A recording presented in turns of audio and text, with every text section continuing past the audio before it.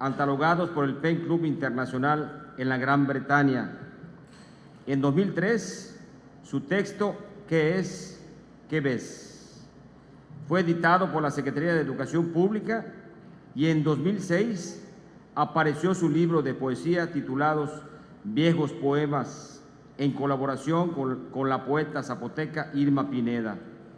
Ha sido reconocido en 2 ocasiones por el Instituto Nacional de Lenguas Indígenas como precursor de la difusión de las lenguas originarias y sus culturas respectivas en los medios masivos de comunicación, y como actor de cine ha sido dirigido por Jorge Fons y Salvador Aguirre, entre otros cineastas.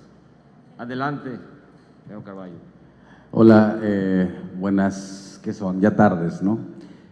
Pues antes que nada agradecer la invitación, pero sobre todo más que agradecer la invitación, agradecer que, como decía Santiago, que el debate sea abierto.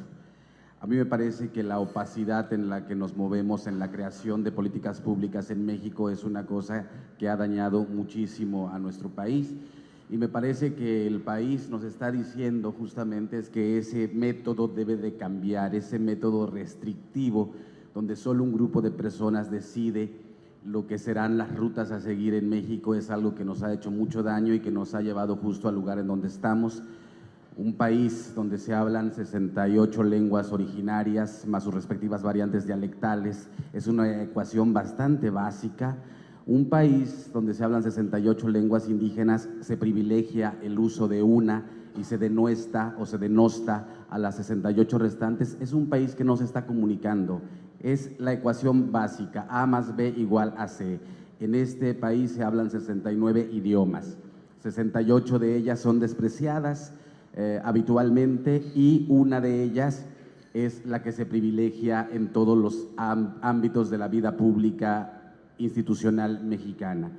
Yo mismo, en algún momento de mi vida, hace 2 años, tuve que hacer frente a un despropósito que yo llamo el regreso del oscurantismo a México.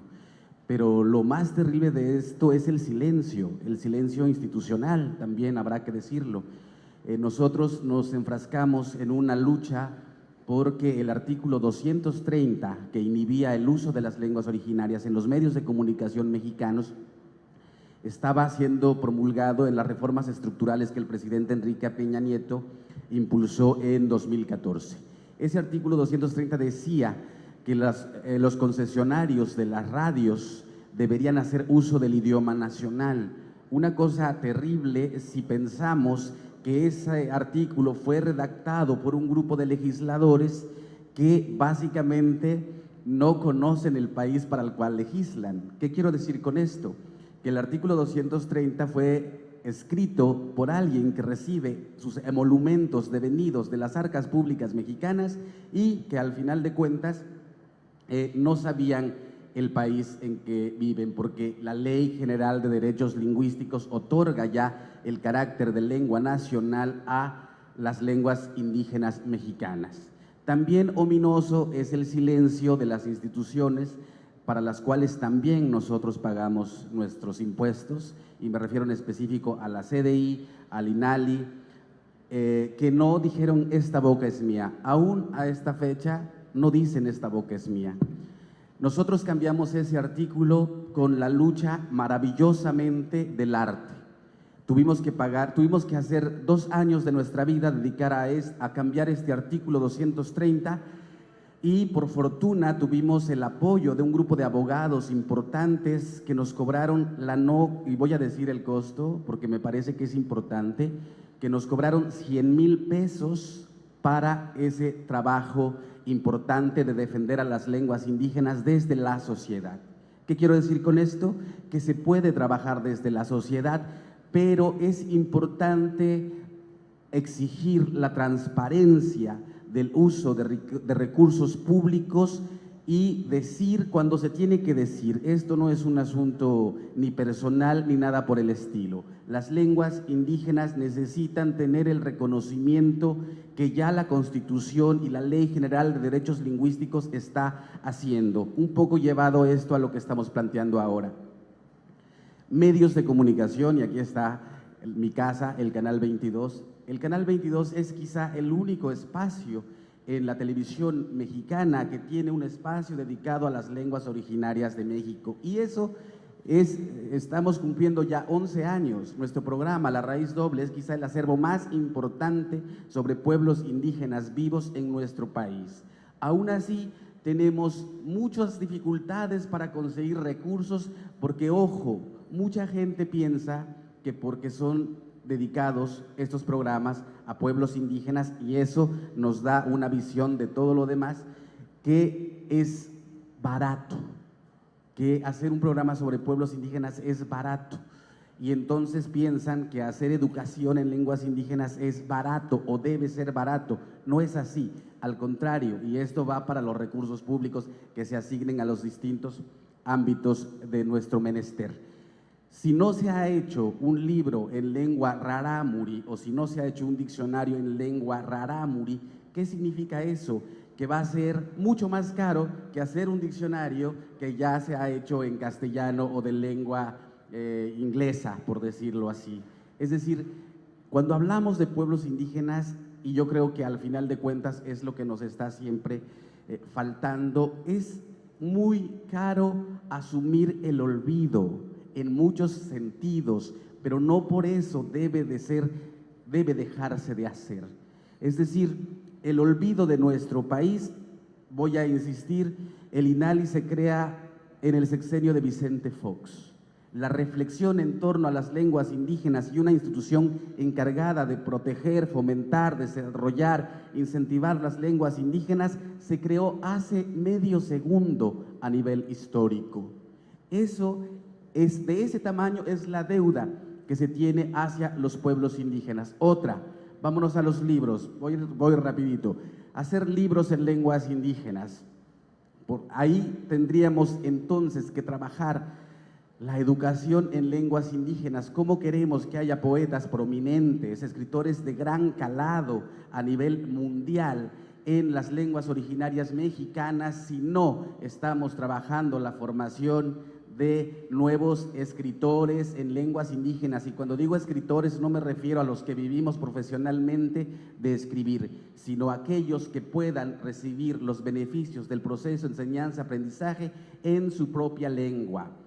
¿Cuándo vamos a hacer o cuándo vamos a lograr que la multiculturalidad y la interculturalidad que cacareamos todo el tiempo sea una cosa real y que no sea una cosa vertical? Porque, ojo, cuando se habla de un país multicultural siempre se plantea de arriba hacia abajo, entendiendo arriba los que hacen las políticas públicas, que como ya vimos con el artículo 230 desconocen en el país en el que viven, hacia abajo, y es al revés.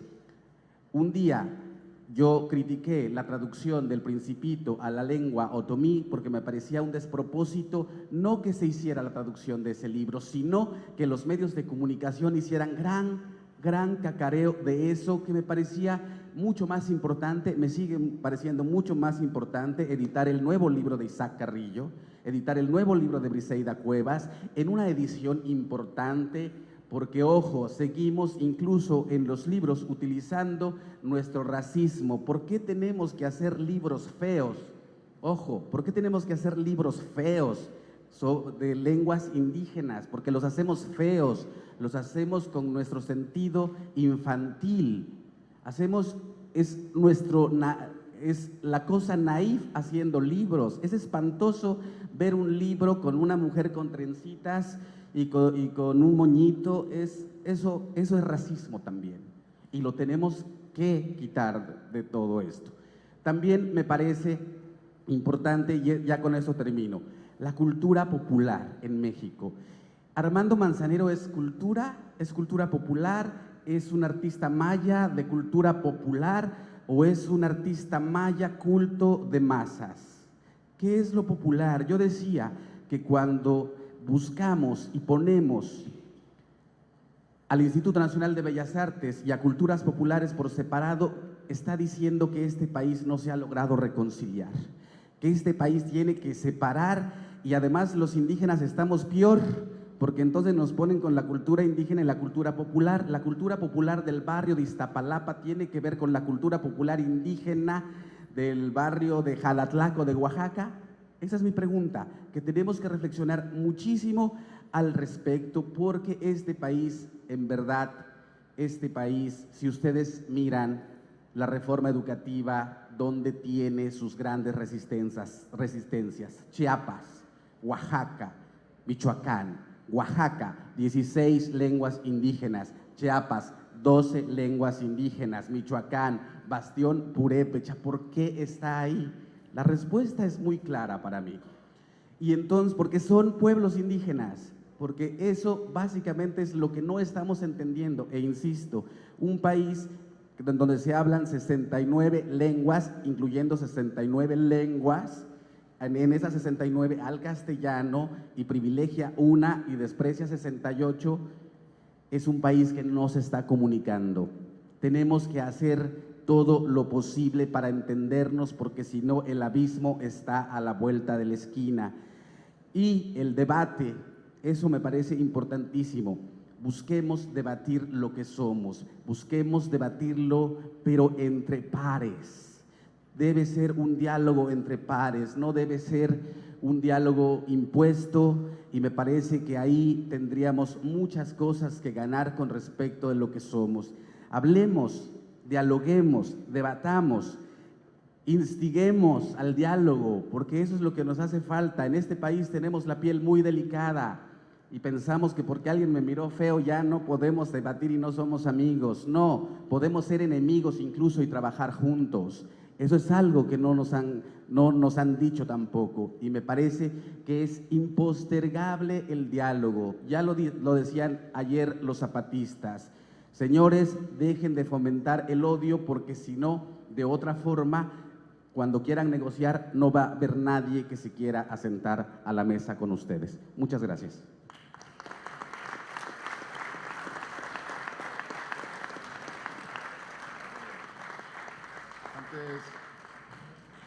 Antes de ceder el uso de la palabra a nuestro siguiente ponente, daremos a conocer una semblanza del maestro Javier López. El maestro Javier López actualmente es director general del Instituto Nacional